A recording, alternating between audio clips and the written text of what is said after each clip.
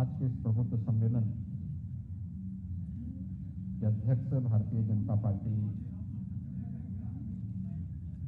लखनऊ महानगर के अध्यक्ष श्री मुकेश शर्मा जी, भारतीय जनता पार्टी के प्रदेश के महामंत्री श्री गोविंद नारायण शुक्ल जी,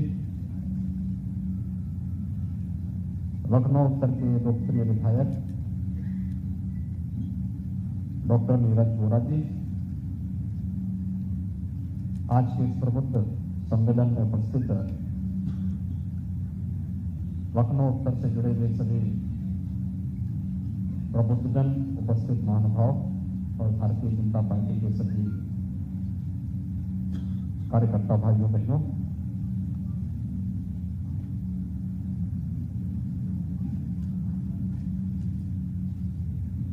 आज मुझे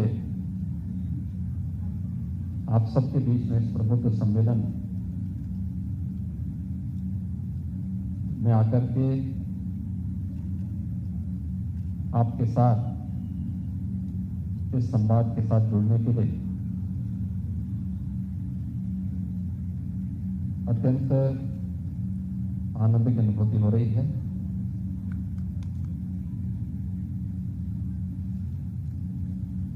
क्योंकि प्रबुद्ध समाज वैसे भी संपूर्ण समाज का नेतृत्व करता होता है।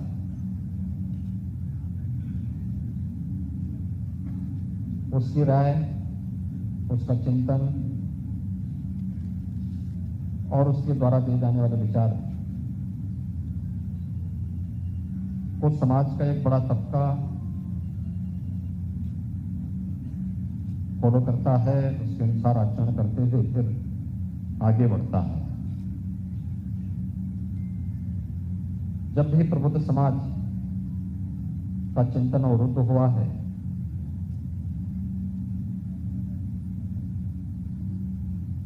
तो देश के सामने संकट आया है।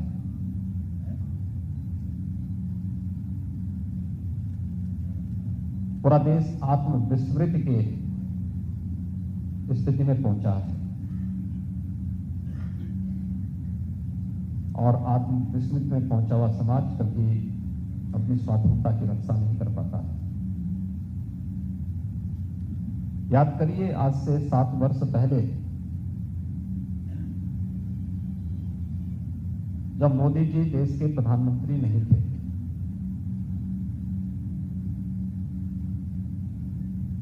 चीन ने देश पर हमला की, चीन ने देश के अंदर घुसपैठ की थी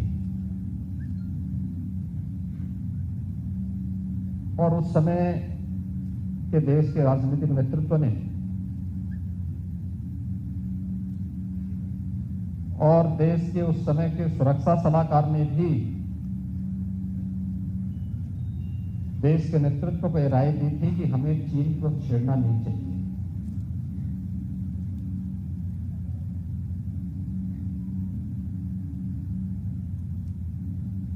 उस समय देश का नेतृत्व इस प्रकार की हरकतों को नजरअंदाज करने का प्रयास करता था।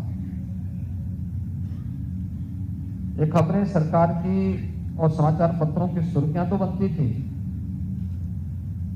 लेकिन सरकार के लिए चिंता का विषय नहीं बनती थी। और याद करिए उन 2 घटनाओं को,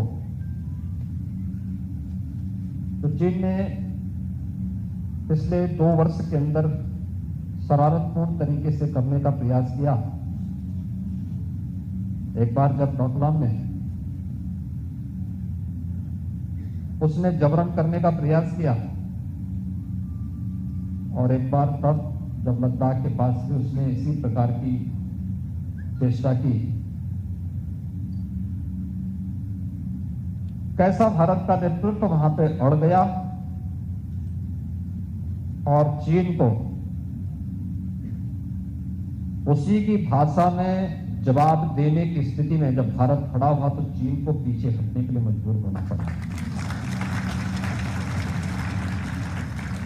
नेतृत्व जब ईमानदार होता है, चरित्रवान होता है, राष्ट्र के प्रति समर्पण का भाव होता है तो पूरा देश एकजुट होकर उसके पीछे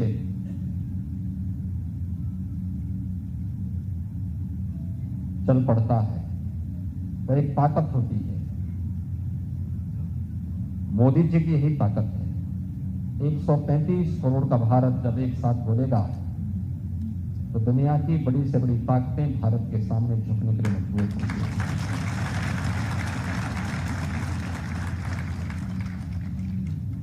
एक 135 करोड़ का भारत, हर जगह मोदी जी नहीं जा सकते, हर जगह मैं भी नहीं जा सकता, लेकिन हम लोगों के प्रतिनिधि के रूप में हमारे जनप्रतिनिधि जा सकते हैं कुछ जगह, लेकिन उनकी भी क्षमता सीमित होगी। आप जैसा प्रबुद्ध वर्ग समाज के हरेक तबके के बीच में जा सकता है और आपके पास समाज का हरेक तबका, क्योंकि आप में आपके बीच में यहां पर जो उपस्थित प्रबुद्ध जन है, जो मुझे बताया गया कि यहां पे अधिवक्ता भी हैं, चिकित्सक भी हैं, शिक्षक भी हैं, प्रतिष्ठित व्यवसायी भी हैं, जीवन की प्रत्येक क्षेत्र में कार्य करने वाले वे सभी लोग हैं जो वास्तव में समाज का नेतृत्व करता है अपने अपने फील्ड में, जिसने कुछ करके दिखाया है। लेकिन आपकी उपस्थिति हर एक जगह है। आप उस विचारधारा को लेकर के, आप उन मूल्यों को लेकर के, उन आदर्शों को लेकर के समाज के उस तबके के बीच में जा सकते हैं, उनको बता सकते हैं कि वास्तव में देश के हित में क्या आवश्यक है और हमारा हित कहां नहीं है। मैं कभी कभी ये नहीं समझ पाता हूं कि बहुत बार लोग अपनी प्राथमिकता भूल जाते हैं, उनके स्वयं के स्वार्थ प्रबल हो जाते हैं समाज और राष्ट्र के हितों की तुलना में, और यहीं पर वह गलती करता है। अगर हमारा देश कमजोर होगा तो कोई व्यक्ति मजबूत होकर के कुछ नहीं कर सकता। अगर ये देश मजबूत होगा तो हम सबको अपने साथ मजबूत कर देगा, और इसलिए हम सबकी व्यक्तिगत इच्छा, व्यक्तिगत शान शौकत, व्यक्तिगत स्वार्थ, व्यक्तिगत उपासना विधि, व्यक्तिगत मत और मजहब की स्वतंत्रता राष्ट्र धर्म के सामने गौण है। और भारतीय जनता पार्टी अपने प्रत्येक कार्यकर्ता को यही बताती है कि हमारे लिए दल से महत्वपूर्ण देश है, व्यक्ति से महत्वपूर्ण दल है, लेकिन दल से महत्वपूर्ण भी देश है। याद करिए, भारतीय जनता पार्टी अकेली राजनीतिक पार्टी है। जब देश का लोकतंत्र खतरे में पड़ा था तो उसने भारतीय जनसंघ को उस समय लोकतंत्र की रक्षा करने के लिए उस समय जनता पार्टी में समाहित कर दिया।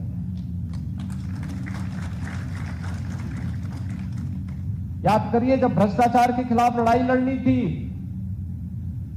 हमने अपनी विचारधारा से ऊपर उठ करके राष्ट्रीय मोर्चा का समर्थन कर दिया था, क्योंकि इस देश को भ्रष्टाचार से मुक्ति दिलानी थी। जब इस देश में राजनीतिक अस्थिरता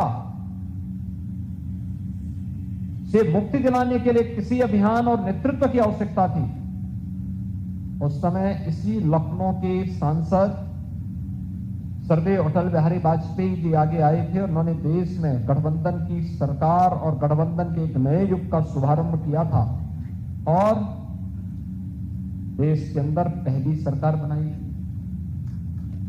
गठबंधन की सरकार बना करके, और गठबंधन की सरकार कैसे चल सकती है, उसके माध्यम से एक राजनीतिक स्थिरता देश के अंदर देने का कार्य भी किया। जब आवश्यकता पड़ी कि कोई व्यक्ति देश हित के विरोध में कार्य कर रहा है, देश के प्रतिकूल कार्य कर रहा है, तो डटकर उसके खिलाफ लड़ने का जज्बा भी आपने भारतीय जनता पार्टी के नेतृत्व के अंदर देखा होगा। भारत की आस्था का सम्मान होना चाहिए। भारतीय जनता पार्टी सदैव इस बात को लेकर के कही, लेकिन संविधान के दायरे में रहकर के हम इसका कार्य करें, इसको पूरा करेंगे। वह भी आवश्यकता पड़ी तो भारतीय जनता पार्टी ने करके दिखाया, और यही कहने के लिए आज मैं आपके पास आया हूं। भारतीय जनता पार्टी के कार्यकर्ता के लिए, भारतीय जनता पार्टी के लिए सत्ता प्राप्त करना और शासन करना मात्र लक्ष्य नहीं है। भारतीय जनता पार्टी उन मूल्यों, उन आदर्शों को लेकर के राजनीति में आई है, जिन मूल्यों और आदर्शों पर भारतीय समाज की आस्था टिकी हुई है, भारतीय समाज का जीवन टिका हुआ है, और जिस पर उसका भविष्य भी टिका हुआ है। और इसीलिए आप देख रहे होंगे कोरोना जैसी महामारी का सामना किस रूप में पूरे देश के अंदर हुआ। भारत दुनिया का विकसित देश नहीं है। हम विकास की प्रक्रिया से जुड़ करके विकसित होने की प्रक्रिया के साथ जुड़ रहे हैं। तेजी के साथ भारत विकास की प्रक्रिया के साथ आगे बढ़ा है। दुनिया के अंदर सबसे तेज उभरती हुई अर्थव्यवस्था के रूप में भारत है। दुनिया के अंदर सबसे बड़ी ताकत अमेरिका माना जाता है। वो सबसे बड़ी आर्थिक ताकत भी है, सबसे बड़ी सामरिक ताकत भी है, दुनिया का दादा है, जहां मर्जी वहां कुछ भी कर सकता है। लेकिन कोरोना प्रबंधन आपने अमेरिका का देखा होगा, भारत भी आपके सामने है। अमेरिका के स्वास्थ्य का जो ढांचा है, जो स्वास्थ्य इंफ्रास्ट्रक्चर अमेरिका के अंदर है, उसकी तुलना में भारत के अंदर स्वास्थ्य सुविधा बहुत कमजोर है। लेकिन कोविड प्रबंधन कैसे होना चाहिए? इस महामारी, इस सदी की इस महामारी के कारण क्या क्या अन्य विसंगतियां पैदा हो सकती हैं? आपने देखा होगा कि भारत दुनिया का एकमात्र देश था, दुनिया में नवंबर 2019 में बीमारी आ चुकी थी। दिसंबर, जनवरी और फरवरी में आपने देखा होगा यूरोप के तमाम देश इसकी चपेट में आ गए थे। मौतों का सिलसिला प्रारंभ हो चुका था। भारत के अंदर मार्च प्रथम सप्ताह में यह बीमारी आई, फरवरी के अंत में आई, और मार्च में उत्तर प्रदेश के अंदर भी यह बीमारी देखने को मिली थी कुछ जनपदों में। और उस दौरान आपने देखा होगा कि 22 फरवरी 2020 को प्रधानमंत्री मोदी जी ने जनता कर्फ्यू का और फिर 25 मार्च से लॉकडाउन की घोषणा की। समय से लिया गया निर्णय, और समय से लिए गए निर्णय के साथ ही समाज का कौन तबका इससे प्रभावित होगा, उनके लिए उस प्रकार की व्यवस्था भी देना, उनके लिए उस प्रकार की सुविधा देना, चाहे वह प्रधानमंत्री गरीब कल्याण पैकेज का कार्य और पैकेज के माध्यम से गरीबों को मदद देने का रहा हो, चाहे वह आत्मनिर्भर भारत के माध्यम से स्ट्रीट वेंडर और छोटे छोटे व्यवसायियों और उद्यमियों को आर्थिक संबल प्रदान करने का रहा हो, या फिर गरीबों को अन्न की सुविधा उपलब्ध कराने का। कोई भी महामारी दुनिया के अंदर आई हो, लगभग हर 100 साल में एक बार महामारी आती ही आती है। 1918 से 26 के बीच में जब स्पेनिश फ्लू आया था, उस बीमारी से उतनी मौतें नहीं हुई थी जितनी भूख से मौत हुई थी। और मैं आपको कह सकता हूं कि देश का सबसे बड़ा प्रदेश उत्तर प्रदेश है। 24 करोड़ से अधिक की आबादी उत्तर प्रदेश में निवास करती है, और उत्तर प्रदेश के अंदर कोरोना प्रबंधन देश और दुनिया के सामने बेहतरीन रहा। लेकिन साथ साथ मैं कह सकता हूं, भूख से एक भी व्यक्ति की मौत नहीं हुई। एक भी व्यक्ति की मौत भूख से नहीं हुई, क्योंकि हर व्यक्ति को फ्री में राशन देने की व्यवस्था सरकार ने उपलब्ध कराई। जिन गरीबों के लिए अपने छोटे खर्चे की आवश्यकता थी, उनके लिए भी उस प्रकार की सुविधा उपलब्ध कराई।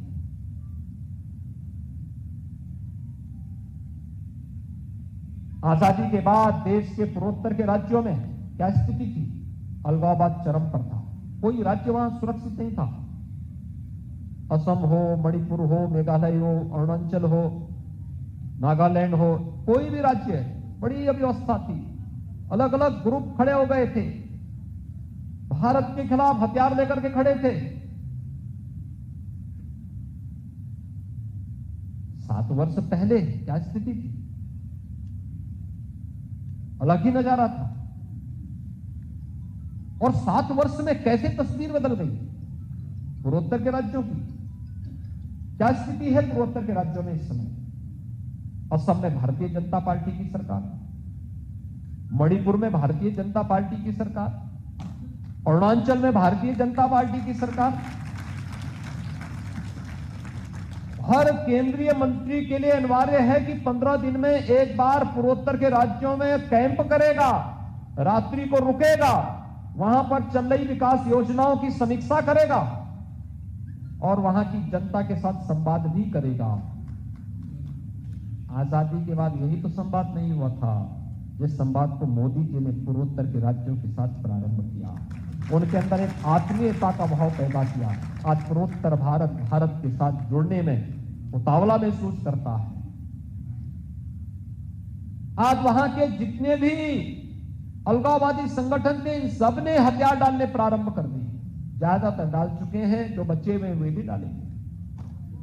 भाइयों बहनों, नेतृत्व पर निर्भर करता है वह देश को किस दिशा में लेके जाना चाहता है, कैसे और कहां ले जाना चाहता है।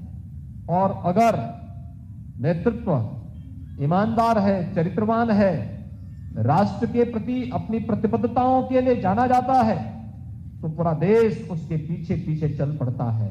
फिर वो उत्तर हो या दक्षिण, पूरब हो पश्चिम, वह एक भारत श्रेष्ठ भारत की कल्पना को साकार करता है। और यही तो भारतीय जनता पार्टी ने किया है, यही मोदी जी ने किया है। उत्तर प्रदेश में आप सब रहते हैं। उत्तर प्रदेश की स्थिति आप में से किसी से छुपी हुई नहीं है। उत्तर प्रदेश 2 चीजों के लिए जाना जाता था। मुझे याद है, मुख्यमंत्री बनने के पहले मुझे 5 बार गोरखपुर से सांसद बनने का अवसर प्राप्त हुआ और मैं जानता था एक एक समस्या के लिए कितना जूझना पड़ता था, कितना जूझना पड़ता था। बिजली तो आती ही नहीं। हम लोग ये मान लिए थे, एक नियति मान लिए थे, प्रदेश के अंदर जहां से चलो, प्रदेश की सीमा आते ही सड़कों पे गड्ढे, बड़े बड़े गड्ढे दिखाई देते थे। सायकाल जहां से अगर चलो सड़क मार्ग से, जहां से अंधेरा प्रारंभ होता था, उत्तर प्रदेश मान लो प्रारंभ हो गया है। और दंगे हर तीसरे दिन, चौथे दिन एक बड़ा दंगा उत्तर प्रदेश में होता था।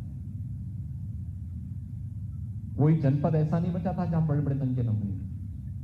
लोगों को कर्फ्यू का सामना न करना पड़ा। पर्व और त्योहार शांतिपूर्ण तरीके से नहीं मनाए जा सकते थे। बहन बेटियों की इज्जत सुरक्षित नहीं थी। शासन की योजनाओं पे सरकार के संरक्षण में डकैतियां डाली जा रही थी। और उत्तर प्रदेश की छवि ऐसी हो गई थी कि उत्तर प्रदेश का नौजवान कभी उत्तर प्रदेश के बाहर जाता था तो उसको लोग भेद इससे देखते थे। कुछ जनपद तो ऐसे हो गए थे कि वहां के नौजवान अगर कहीं उस जनपद का नाम ले लें तो होटल के लोग, होटल वाले कमरा नहीं देते थे, धर्मशाला वाले वहां उसको ठहरने नहीं देते थे। ये उत्तर प्रदेश की पहचान हो गई। लेकिन आज हमारी सरकार के 4.5 वर्ष पूरे हो रहे हैं और मैं कह सकता हूं 4.5 वर्ष के दौरान प्रदेश के अंदर एक भी दंगा नहीं हुआ है।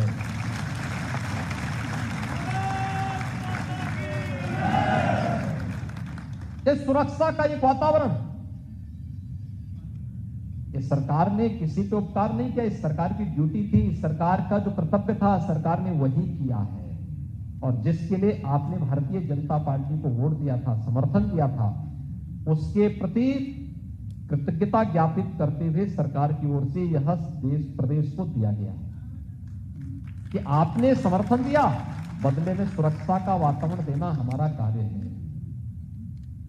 ये 4.5 वर्ष हमारे पूरे हो रहे हैं आज, और मैं आपसे कह सकता हूं 4.5 वर्ष में 1.5 वर्ष तो कोरोना ने खाए, मात्र 3 वर्ष हमें मिले थे। और इन 3 वर्षों के दौरान प्रदेश के अंदर परिवर्तन हर एक स्तर पर देखने को मिला। ये लखनऊ उत्तर में ही नहीं, लखनऊ में भी, लखनऊ तो प्रदेश की राजधानी है, आप सुदूर चित्रकूट में चले जाइए, ललितपुर में चले जाइए, सहारनपुर में चले जाइए, पश्चिमी उत्तर प्रदेश में चले जाइए, वहां तक सरकार कभी पहुंचती ही नहीं थी, कभी पहुंचती नहीं थी। कोई उन लोगों का हालचाल लेने वाला नहीं था। सरकार की योजनाओं को कौन बनाता था? सरकार में बैठे हुए अधिकारी और सरकार में बैठे हुए मंत्री नहीं बनाते थे। उन योजनाओं को बनाने के लिए सत्ता से घिरे हुए माफिया और सत्ता से घिरे हुए कॉन्ट्रैक्टर तय करते थे कि कौन योजना बननी है, कौन नहीं बननी है। मंत्री को पता ही नहीं। मुझे याद है समाजवादी पार्टी की सरकार थी और मैं गोरखपुर रेलवे स्टेशन पर बैठा हुआ था। तब तक उत्तर प्रदेश के कृषि उत्पादन आयुक्त का मतलब आप जानते होंगे, ये चीफ सेक्रेटरी के बाद का जो सबसे सीनियर अधिकारी होता है। कृषि उत्पादन आयुक्त पूर्वी उत्तर प्रदेश के विजिट पे आए थे, मैं सांसद था। पहले सरकार के मंत्री आए, उस समय के कृषि मंत्री आए, वो गोरखपुर के रहने वाले थे। आए तो मैंने उनको ही बिठाया, मैंने कहा बैठो। हम बैठे थे, बातचीत कर रहे थे, तब तक कृषि उत्पादन आयुक्त आए, वो भी बैठ गए।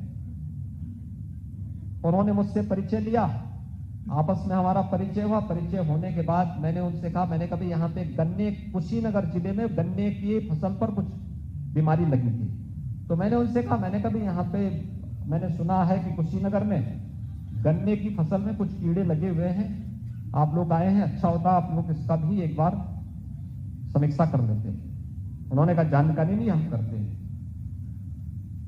तो मैंने उनसे पूछा, मैंने कभी क्या कृषि मंत्री को भी जानकारी नहीं? मैंने कृषि मंत्री से पूछा, मैंने कभी क्या आपने कृषि उत्पादन आयुक्त को बताया? नहीं। कहा कौन है कृषि उत्पादन आयुक्त?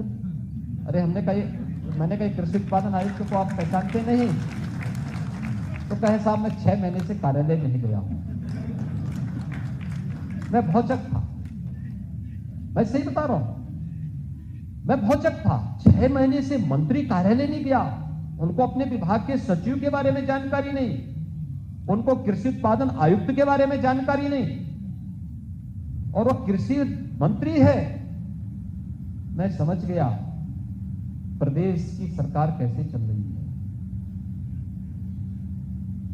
भाइयों बहनों, यही होता था। जब परिवार की सरकार होगी, जातिवादी मानसिकता से सरकार कार्य करेगी, बेईमानी और भ्रष्टाचार जब सरकारों के सिर चढ़ करके बोलेगा और सरकार अपने निहित स्वार्थों के लिए पेशेवर अपराधी और माफियाओं की सरपरस्ती को स्वीकार करेगी, तो पहचान का संकट खड़ा होगा, विकास अवरुद्ध होगा, आम जन के सामने पहचान का संकट खड़ा होगा। नौजवानों के सामने अपने भविष्य को संवारने की बजाय भविष्य के लाले पड़ते हुए दिखाई देंगे, और यही तो उत्तर प्रदेश में हो रहा था। 14-15 वर्षों तक यही उत्तर प्रदेश के अंदर हुआ है। मुझे आश्चर्य होता है आज जब मैं विपक्ष के मुंह से विकास की बात सुनता हूं, मुझे तब ताज्जुब होता है, और इसलिए लगता है कि कम से कम देखा देगी कुछ तो बोल पा रहे हैं। नहीं तो विकास सिंह के मुंह से सुनने को मिलता ही नहीं था। मुझे याद है, तब भी मुझे याद है जब पूर्वी उत्तर प्रदेश में बाढ़ आती थी, भयंकर बाढ़ में डूबा रहता था, इंसेफ्लाइटिस की चपेट में प्रदेश रहता था, डेंगू की चपेट में रहता था, और मैं देखता था कि सभी फिल्मी हस्तियां सेफई में आकर के नाच गाने का मंचन कर रहे हैं। ये भी दृश्य हम लोगों ने देखा है। प्रदेश का पूरे विकास का पैसा एक जगह केंद्रित होकर के रह जाता था। आम जन को उन विकास के कार्यों से कोई सरोकार नहीं, केवल अपने व्यक्तिगत पुष्टि के लिए सब योजनाएं बनती थी। ठेकेदारों को संतुष्ट करने के लिए ये सब होता था और कोई और भी छुपावा नहीं। राजनीति में बड़ी बड़ी टीमें हाथते हैं। यही लखनऊ में आपने देखा होगा, डीजीपी के आवास के, पहले प्रदेश का जो डीजीपी है उनका आवास और उनका कार्यालय एक ही भवन में था। उनके ठीक सामने 500 मीटर की दूरी पर एक कुख्यात बर्बर माफिया ने 5 बड़ी बड़ी हवेलियां खड़ी कर दी थी। तो मैं एक दिन डीजीपी का विदाई था तो मैं वहां गया था, तो मुझे मेरे एक अधिकारी ने बताया, मैंने कहा साहब इस सामने जो बिल्डिंग दिखाई दे रही है आप जानते हैं किसकी है? मैंने कहा भी किसी ने बनाई होगी। कहा नहीं ये उस माफिया की। अरे हमने कहा किसकी जमीन है ये? तो कहा गया कि ये जमीन जांच करवानी चाहिए। वास्तव में मैं आया, मैंने उसके कागज मंगवाए तो मुझे कुछ कागज मिले, सब तो शत्रु संपत्ति की। और शत्रु संपत्ति से कोई व्यक्ति कैसे कब्जा कर लेगा? तो मैंने कहा भी अब इसका एक उपचार है। हम लोग लड़ रहे थे, सब जगह लड़ रहे थे। मैंने कहा जब कुछ नहीं होगा तो मैंने कहा चलो बुलडोजर तो है।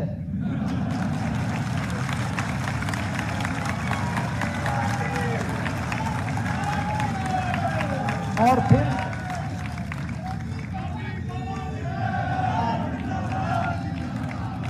क्योंकि मैं जानता था इस बारे में कि बहुत बार बहुत ज्यादा पंचायत करने पर दिक्कतें हो जाती हैं। तो उस समय पंचायत न करके फिर सीधे जवाब देने की आवश्यकता होती है। और वह सीधा जवाब देने की जब कार्रवाई प्रारंभ हुई तो आज आप देख रहे होंगे कोई माफिया अब किसी सरकारी भूमि पर, किसी व्यापारी की भूमि पर, किसी निर्दोष या किसी संभ्रांत नागरिक की भूमि पर कब्जा नहीं कर पाएगा, कभी नहीं कर पाएगा। मैं देख रहा हूं बहुत सारे लोग सरेंडर कर रहे हैं, भाग रहे हैं, संपत्ति को सुपुर्द करते हुए भाग रहे हैं। अकेले प्रयागराज में 100 एकड़ भूमि हमें सुपुर्द की गई है। 100 एकड़ भूमि, और हर महानगर में इसी प्रकार से चल रहा है। और मैंने इस बारे में कहा, मैंने कभी यहां पे गरीबों के लिए आवास बनाओ पहले, फिर आवास के लिए जो भूमि बचती है फिर इस भूमि पर अलग अलग तबके के लोगों के लिए भी आवास की सुविधा दो, अच्छी सुविधा दो, बुनियादी सुविधाओं से परिपूर्ण अच्छी हाउसिंग स्कीम निकल लेकर के आओ। यानी प्रदेश के अंदर किस प्रकार का वातावरण बनाया था। और मुझे बहुत अफसोस होता था, लोग मुझसे कहते थे जब कोई राष्ट्राध्यक्ष से भेंट होती थी, कोई राजदूत मिलने के लिए आता था, किसी देश का एम्बेसडर आते थे, शिष्टाचारवश भी आते थे, उनके अपने आर्थिक हित भी जुड़े होते थे, व्यवसायिक हित भी जुड़े होते थे, वे आते थे, भेंट करते थे। महीने में 2-3-4 इस प्रकार के लोग आते हैं और हमें अपने राज्य के बारे में अपना प्रेजेंटेशन प्रस्तुत भी करना होता है, हमें अपने बारे में बताना होता है कि हम क्या स्थिति है, यूपी की स्थिति क्या है। मुझे बहुत संकोच हो रहा, लोग कहते थे कि यूपी के बारे में क्या स्थिति है, तो मुझे बोलना पड़ रहा है यूपी देश का सबसे बड़ा जो है जनसंख्या वाला राज्य है, लेकिन इकोनॉमी क्या है।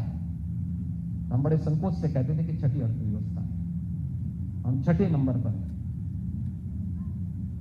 भाइयों बहनों, आज मैं कह सकता हूं उत्तर प्रदेश ने जो छलांग लगाई है, आज उत्तर प्रदेश देश की नंबर 2 की अर्थव्यवस्था है।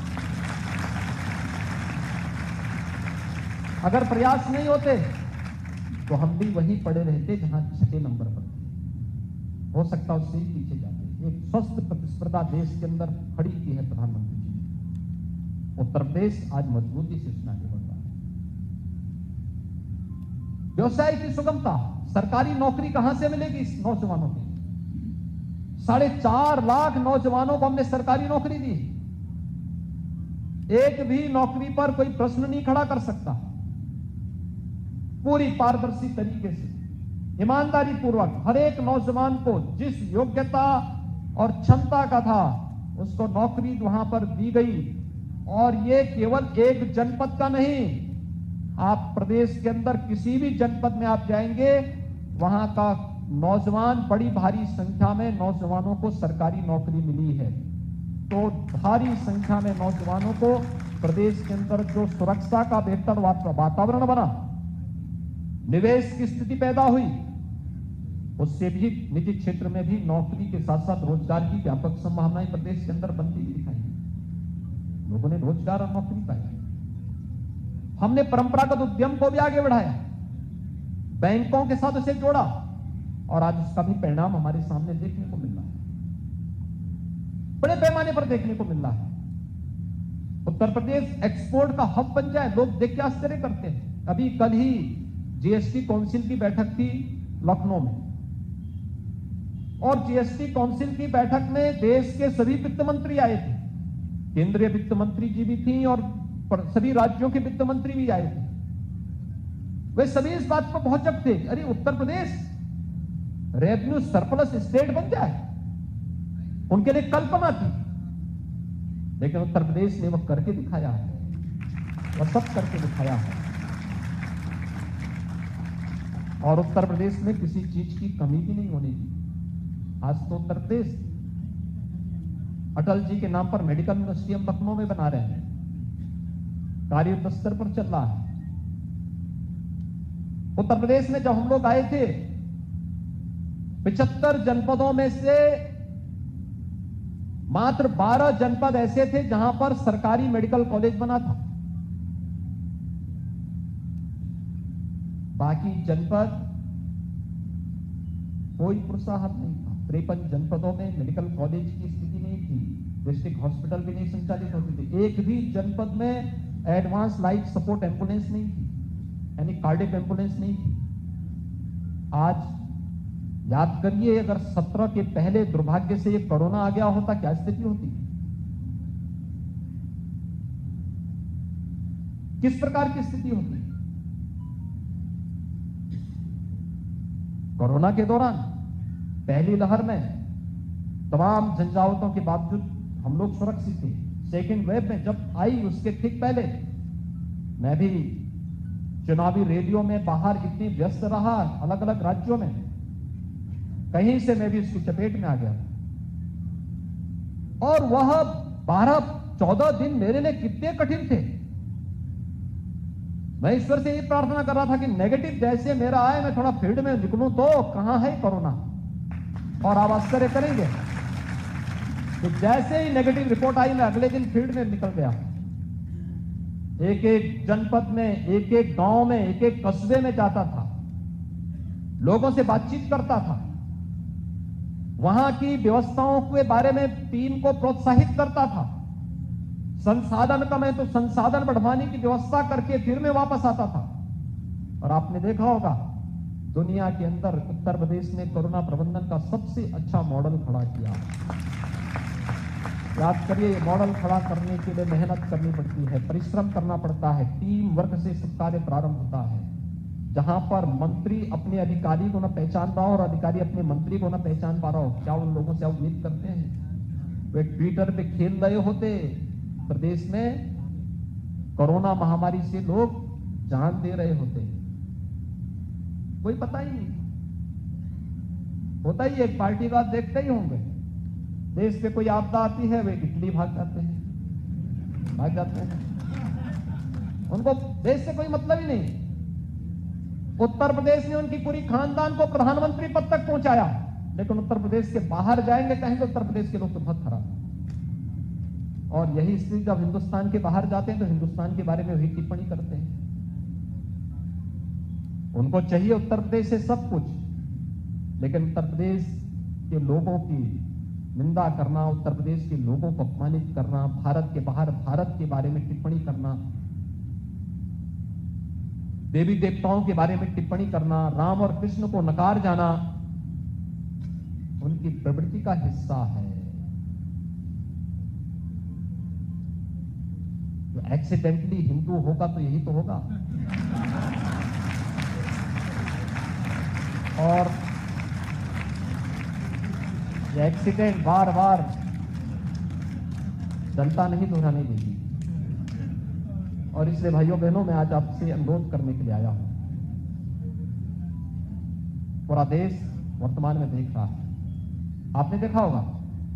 मैं यहां के कार्यक्रम के पहले एक दूसरे जनपद के कार्यक्रम से वापस आ रहा हूं। मैं लखनऊ में नहीं था। कल जीएसटी काउंसिल की बैठक के बाद मैं चला गया था, कार्यक्रम संपन्न करके फिर अभी वापस आया हूं और फिर कल से अन्य जनपदों के कार्यक्रमों में फिर निकलूंगा। 4.5 वर्ष हम लोगों ने न दिन देखा न रात्रि देखी, न रुके न डिगे न थके। प्रदेश के हित के लिए कड़े से कड़े निर्णय लेने में और प्रदेश की जनता के लिए किसी भी स्थिति पे जाकर के उन कार्यक्रमों को लागू करवाने के लिए हम लोगों ने पूरा प्रयास किया है, हर संभव प्रयास किया है। और मेरी आप सबसे अपील होगी, प्रबुद्धजन समाज का ओपिनियन को बनाता है, समाज को एक दृष्टि देता है, सही दृष्टि देता है। कहीं कोई बात होती है, किसी स्तर पर होती है, वहां पे लोगों को समझाने, सही राह दिखाने का कार्य करता है। और इस विषय में भी आप सबसे अपील होगी, अगले 6 महीने प्रदेश के लिए बहुत महत्वपूर्ण होंगे। कैसा राज चाहिए? दंगा मुक्त, भय मुक्त, विकास और ईमानदारी से प्रदेश के हित के बारे में सोचने वाली सरकार चाहिए, या दंगाइयों को मुख्यमंत्री आवास पर बुला करके सम्मानित करने वाले वही भ्रष्ट, वही माफिया, वही पेशेवर वे लोग जिन्होंने प्रदेश की पहचान का संकट प्रदेश की जनता के सामने खड़ा किया था, वही लोग। और इस पर एक स्वस्थ बहस के साथ साथ उन सभी कार्यों की समीक्षा करते हुए आगे बढ़ने के लिए आप सबका आह्वान करने के लिए आज मैं विशेष रूप से लखनऊ उत्तर के इस विधानसभा क्षेत्र में उपस्थित हुआ हूं। मेरी आप सबसे अपील होगी और उस दिशा में हमें आगे बढ़ने की आवश्यकता है। आज आप देख सकते हैं किस प्रकार की स्थितियां हैं। कोई सोचता था? लोग कहते थे अयोध्या के बारे में, लोग कहते थे, जब मैं मुख्यमंत्री बना, मुख्यमंत्री बनने के बाद दीपावली आई, दीपावली के पहले 15 दिन पहले हमारे सभी प्रशासनिक अधिकारी आए, चीफ सेक्रेटरी, सब लोग। इन्होंने कहा साहब दीपावली के दिन सभी अधिकारी आपको दीपावली की कविश करने के लिए आना चाहते हैं। मैंने कहा मैं दीपावली के दिन लखनऊ में संभवतः बाहर रहूंगा, क्योंकि मैं कुछ जनजातीय बच्चों के बीच में कार्यक्रम करता हूं, तो वहीं रहूंगा।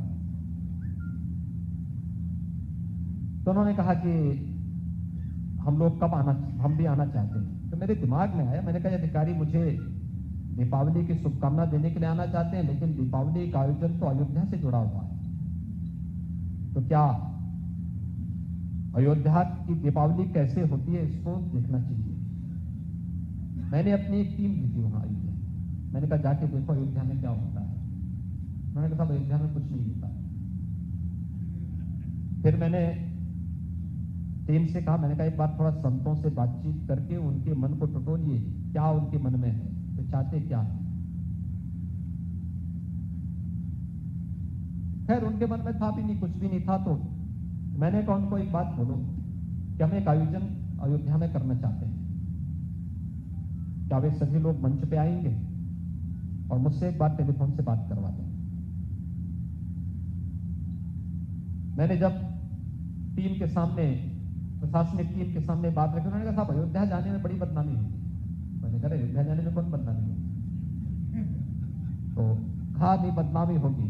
मैंने कहा देखो अयोध्या के लिए हम बदनाम भी सहने के लिए तैयार हैं, और इस बार मैं जाऊंगा। इस बार की दीपावली अयोध्या में होगी और भव्य दीपावली मनाएंगे। और दीपावली के उस आयोजन के साथ जुड़ना है। तो अधिकारियों ने कहा, मेरे टीम थी, मैंने उससे कहा, मैंने कहा एक काम करो 51,000 दीपक जलाने की व्यवस्था करो। अयोध्या और उसके आसपास के जनपदों में नहीं मिले, पूरे प्रदेश से इकट्ठा हमें करवाना पड़ा। आपने देखे ही अयोध्या की दीपावली आज और देश के लिए एक आयोजन बन गया है। जन भावनाएं कैसे उमड़ती हैं जब नेतृत्व देश का यशस्वी होता है, 500 वर्षों की जमी हुई बर्फ कैसे पिघल गई। आपने देखा एक झटके में अयोध्या में राम जन्मभूमि का सारा विवाद समाप्त। आज मंदिर के निर्माण कार्य युद्ध स्तर पर चल रहा है। मंदिर का निर्माण ऐसा हो रहा है 1000 वर्षों तक कुछ भी हो जाए मंदिर की नींव नहीं हिल पाएगी। ऐसा भव्य मंदिर, दुनिया का सबसे भव्यतम, सबसे सुरक्षित स्थल के रूप में अयोध्या में राम मंदिर के निर्माण का कार्य हो रहा है। आपने देखा होगा किस प्रकार की स्थिति है अयोध्या में। लोग कहते थे कि फैसला हो जाएगा तो ये हो जाएगा। मैंने कहा यार देखो ये सब की चिंता मत करो। सभी अधिकारी कहते थे कहा साहब फैसला हो जाएगा तो ऐसा ना हो। हमने कहा देखो सब चिंता मत करो, सब मैं संभालूंगा। और लोग बोलते थे, कोई बोलता था खून खराबा हो जाएगा। मैंने कहा देखो एक मच्छर भी नहीं मरेगा उस दिन, देखना एकदम शांत रहेगा। और भाइयों बहनों देखो कितना शांतिपूर्ण दिन था। मैं सही बता रहा हूं। 9 नवंबर 2019 को जब श्री राम जन्मभूमि का फैसला आया था, यानी उस दिन प्रदेश में एक सामान्य छिनैती की घटना भी नहीं घटी थी। अक्सर मैं देखता हूं कि कोई मोबाइल फोन से बात कर रहा है, कोई दूसरा आया तुरंत छीन के भाग रहा है। उस दिन ये भी नहीं हुआ। राम राज्य का दिन था, सचमुच राम राज्य का दिन था। और हम सबको गौरव की अनुभूति होनी चाहिए। हम गौरव की अनुभूति करें कि अयोध्या उत्तर प्रदेश में है। अयोध्या उत्तर प्रदेश में है, मथुरा उत्तर प्रदेश में है और काशी उत्तर प्रदेश में है। गंगा, यमुना और सरस्वती का त्रिवेणी संगम प्रयागराज उत्तर प्रदेश में है। हम सबको अपनी आस्था के इन केंद्रों पर गौरव की अनुभूति करनी चाहिए। इनके संरक्षण के लिए, इनके संवर्धन के लिए आने वाली पीढ़ी की आस्था इनके साथ जुड़ी रहे और हम मजबूती के साथ इन व्यवस्थाओं के साथ जुड़ करके गौरव की अनुभूति कर सके। इस पर हम सबको मिलकर के आगे बढ़ना होगा। मुझे लगता है कि प्रबुद्ध सम्मेलन के अवसर पर मैं आप सबसे ये अपील करूंगा कि 4.5 वर्ष हम लोगों ने, हमारी पूरी टीम ने प्रदेश की जनता को समर्पित किए। अगले 6 महीने में आपसे भी चाहूंगा कि आप लोग भी भारतीय जनता पार्टी के इस मिशन का हिस्सा बने। देखिए, मिशन का हिस्सा बनने के लिए ये मत सोचिए कि कोई मुझे कहेगा तभी मैं करूंगा, या कहीं कुछ हो रहा है, कोई देश को, समाज को, किसी सामान्य नागरिक को या समाज की कहीं क्षति कर रहा है, तुम्हारे मुंह से शब्द कतई नहीं निकलना चाहिए कि मेरा तो क्या है। ये कभी नहीं। जब भी ये शब्द निकले हैं, देश कभी आगे नहीं बढ़ पाया, कभी नहीं। हमारा तो एक ही भाव होना चाहिए कि नहीं, हम ठीक है, व्यक्ति के नाते, पारिवारिक नागरिक होने के नाते आप लोगों का दायित्व बनता है कि अपने अपने परिवार की देखभाल करें, उनकी सुरक्षा करें, उनकी अच्छी खुशहाली के लिए कार्य करें। लेकिन समाज के लिए भी और देश के लिए भी हमें सोचना होगा, उसके प्रति भी अपनी प्रतिबद्धताओं को दोहराना पड़ेगा, आगे बढ़ना पड़ेगा। क्योंकि अंततः हमारी व्यक्तिगत सुरक्षा, हमारे परिवार की सुरक्षा निहित होती है समाज और राष्ट्र की सुरक्षा पर। अगर समाज सुरक्षित है, हम भी सुरक्षित हैं, हमारा देश सुरक्षित है तो हम सब भी सुरक्षित हैं। और ये भाव हमारे मन में सदैव बना रहना चाहिए। इस राष्ट्र धर्म के लिए अगले 6 महीने आप सबसे देने की अपील करते हुए मैं इस प्रबुद्ध सम्मेलन के आयोजकों को हृदय से बधाई देता हूं। धन्यवाद। जय हिंद। साथियों, अपने